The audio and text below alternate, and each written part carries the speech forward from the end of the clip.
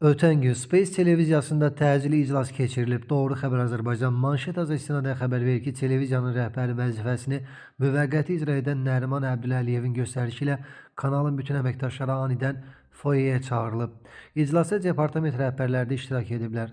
Nəriman Əbdüləliyev televiziyanın əməkdaşlarından halallıq istəyib. Vada Karavinin rəhbərlik etdiyi dövrdə kimisə xətrinə dəymişiksə bizi bağışlasınlar. Biz burada olmaya bilərik. Space TV-ni qoruyun deyə o bildirib.